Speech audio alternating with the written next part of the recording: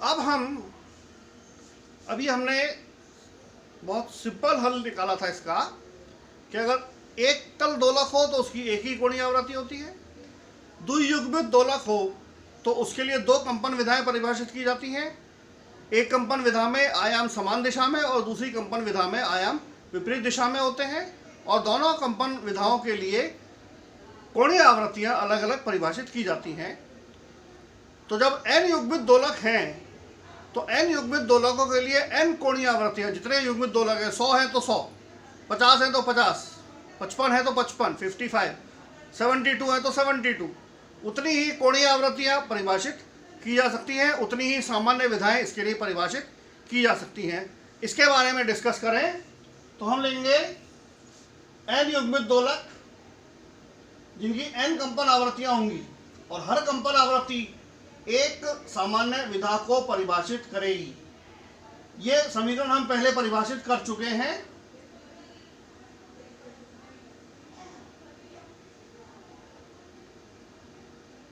इसको AP को यहां ले जाएं तो AP plus 1 plus AP minus 1 upon AP that is equal to 2 minus MA omega square by T।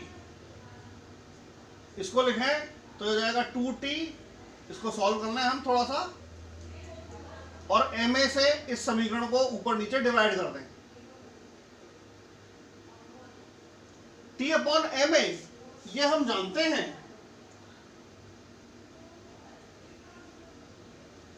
ये एकल दोलक की आवृत्ति है, यानी यह मूल आवृत्ति होगी। हम इसको ओमेगा 0 ले सकते हैं, T upon under root T upon MA, it is omega 0। So ये हो जाएगा 2 omega 0 minus omega 2 omega 0 square minus omega square, और it is divided by omega 0 square. ये ओमेगा 0 हम पहले परिभाषित कर चुके हैं।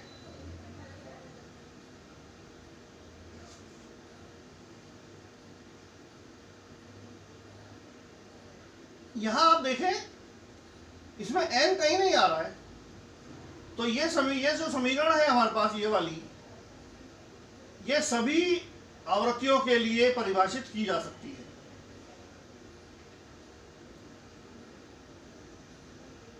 इसी तरह से इस राइट हैंड साइड का मान कहीं P पर निर्भर नहीं कर रहा है, ये वाला है ना, ये आवृत्तियां हैं, तो ये मान हम सबके लिए परिभाषित कर सकते हैं।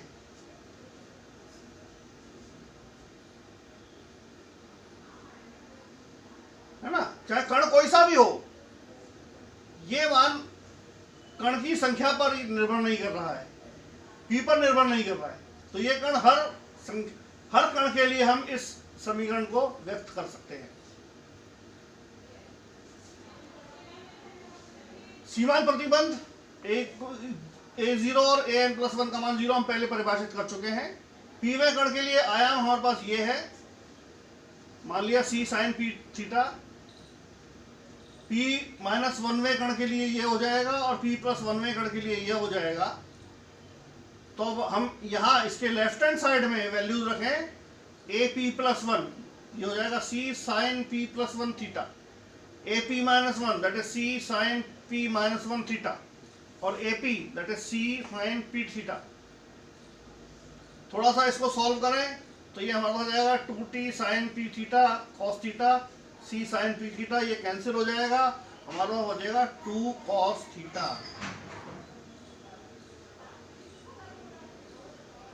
बहुत इंपॉर्टेंट रिजल्ट आया ये। क्या विशेषता है इस रिजल्ट की? इसमें लेफ्ट हैंड साइड तो P पर निर्भर कर रहा है, लेकिन राइट हैंड साइड इसका P पर निर्भर नहीं कर रहा है। यानी हम किसी भी अवस्था के लिए इस समीकरण को परिभाषित कर सकते हैं। जैसे हम दूसरा कण ले लें तो ये तीसरा हो जाएगा, ये पहला हो जाएगा। तीसरा कण ले लें तो ये चौथा हो जाएगा, ये दूसरा हो जाएगा। सबके लिए ये रेशो, आयामों का अनुपात हमारे पास कांस्टेंट आता है, 2 cos 2 थीटा, 2 cos थीटा सिर्फ। सीमांत प्रतिबंध से देखें हम a0 और an+1, तो a0 यानी c sin 0 theta, sin 0 is always equal to 0, तो it is equal to 0, satisfy हो रहा है। और an+1 that is c sin n+1 theta equal to 0, ये 0 कब होगा? जब ये n+1 थीटा, हम जानते हैं sin पाई, sin 2 पाई, sin 3 पाई, इनकी वैल्यू 0 होती है।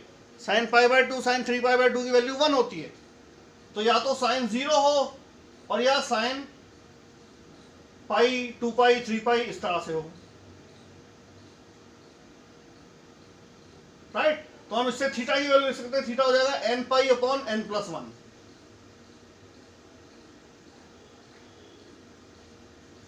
इस थीटा को रख दें हम अपने यहां AP में, तो पीवे कण का आयाम बड़े आसानी से परिभाषित किया जा सकता है। अब आपको इसमें कुछ करने की जरूरत नहीं है।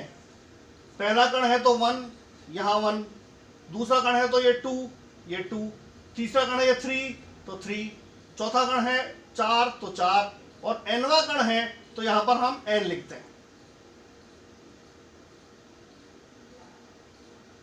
nवे कण के लिए बड़े आसानी से आप लिख सकते हैं ये सामान्य रूप में, और ये वैल्यू हमारे पास 2 cos थीटा के बराबर होती है, राइट। तो अब हमारे पास समीकरण 15, ये देखें, ये वाली AP+1 plus AP-1, AP equal to 2 omega 0 square minus omega square 1 omega 0 square, ये होगा हमारे पास। ये यहां से इसकी वैल्यू ली हुई है हमने, तो ये और ये आपस में बराबर होंगे, twice omega 0 square minus omega n square upon omega 0 square equal to 2 cos n pi upon n+1।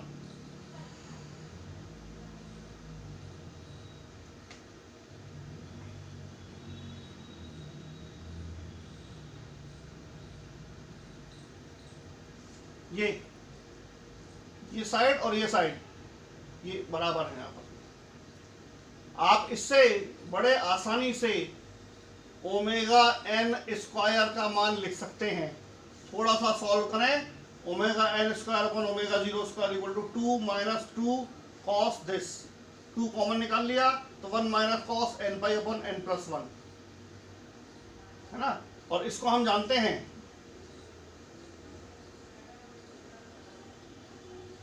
ये ओमेगा n, ये वाला हम इसको जानते हैं बहुत आसानी से।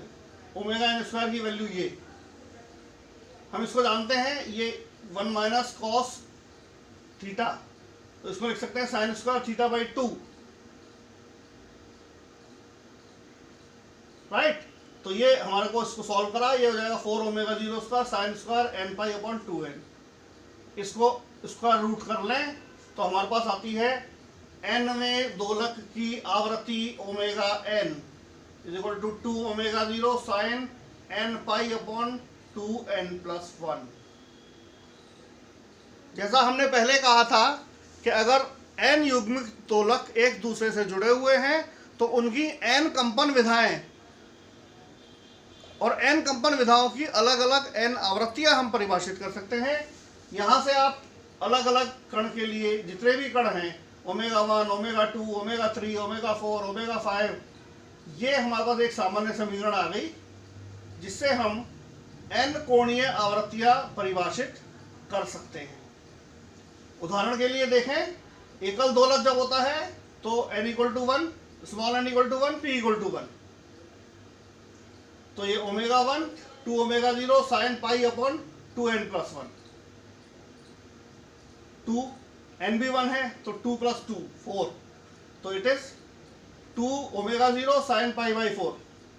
साइन पाई बाई 4 की वैल्यू आप जानते हैं 1/√2, सो इट इज √2 ओमेगा 0, और ओमेगा 0 हमारे पास क्या है, √t/ma।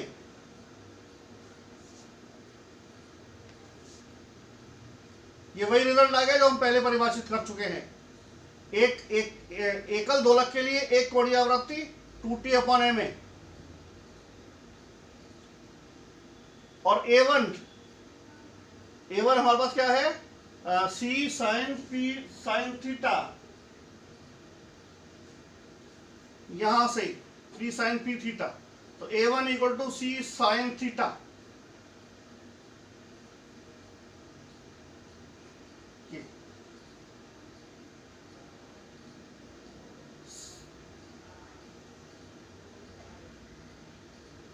ये A1 equal to C sine, अब थीटा हमारे पास आ रहा है पाई बाय 2, तो इट इज पाई बाय 2।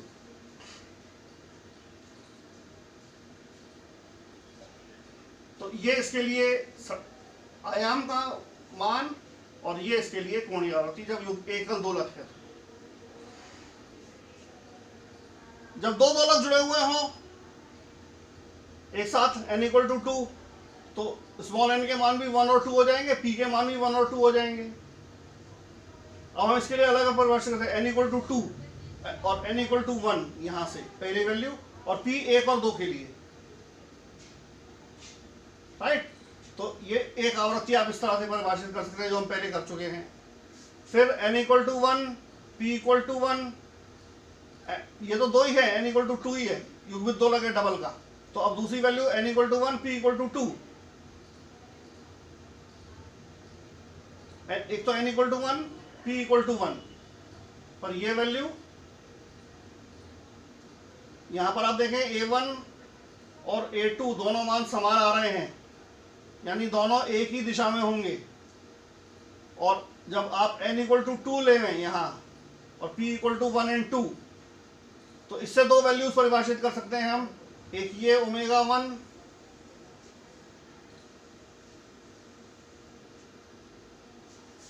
और n equal to 2, p equal to 1, इसके लिए A1 ये और A2 ये।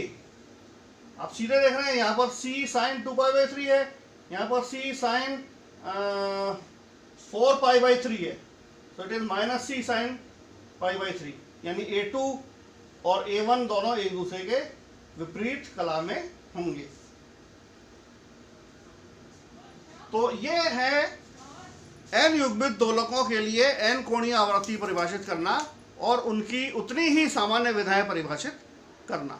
अब जैसा हमारे पास सिस्टम आता है, जैसा सिस्टम हमारे संज्ञान में आता है, अगर उसमें 2 दोलक है तो 2 दोलक वाला सॉल्व करेंगे, 3 दोलक है तो 3 दोलक वाला। इस तरह से हम इसी एक एनालिसिस से सभी दो प्रकार के युग्मित दोलकों की गति का अध्ययन कर सकते हैं। धन्यवाद।